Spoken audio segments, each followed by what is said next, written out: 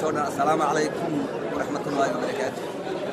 Last Friday waxa dhacay qof walba wuu dareemayaa laakiin wax aan ku cimro qaadano ayaa Ilaahay subxaanahu wa ta'aala meesha ka dhacay. Masaajidka anagoo salaadii jimcaha u diyaar garownay anagoo salaadii jimcaha dharkayga khamiiska soo qaadanay ayaa sidaas meesha ka dhacday. sabka horaan ku jiray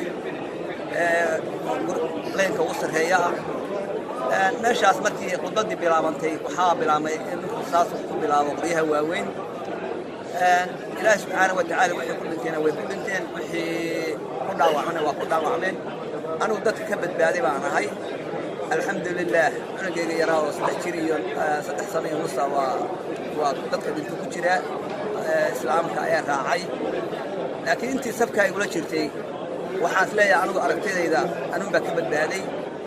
waxaan la qiyaasi karin baa meesha ka dhacay ilaa uu soo galay ilaa markii dambe uu labada goorba uu xabadaha cabaystay ee baxay. intaaba meeshii aan jiifay baan jiifay dhabankaan dhulka ku hayay. markii dambena cunugayga arkoo dusheeda saaran oo dhiig ugu qubanayo iyo muslimiintii kale oo dhan.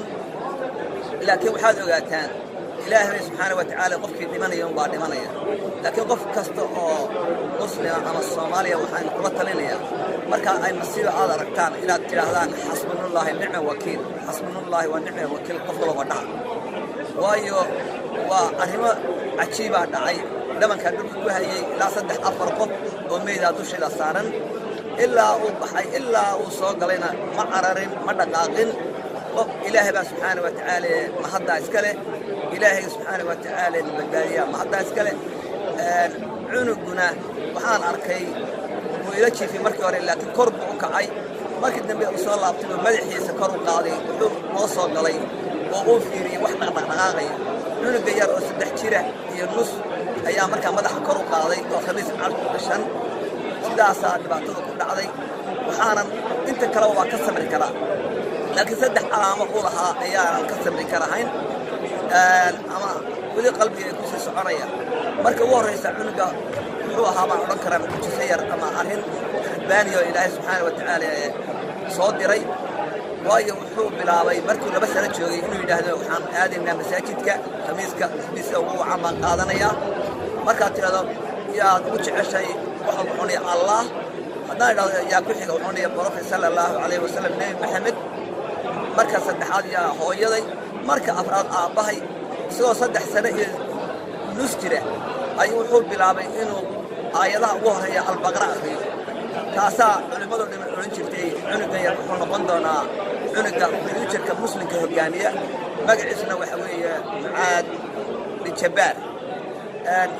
muslimiinta meesha joogaan baa jeclaa way la ciyaari jireen dadka tabliiq cuntada la cuni jiray.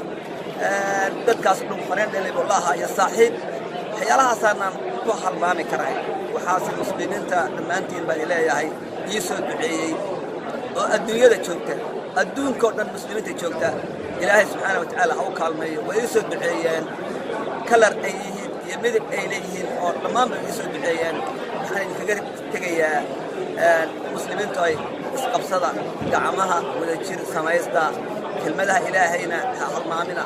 waxaan isleeyahay waxyaalaha ilaahay subxaanahu wa ta'aala igu badbaadiyay alla og. laakiin waxaan jeclahay inaan agoomaha inaan caawiyo. taasaa dreamkaygu u yahay iyo mustaqbalkaygu haddii ilaahay mo sidaas iyo nabadgelyo. assalaamu calaykum waraxmatullaahi wabarakaatuh.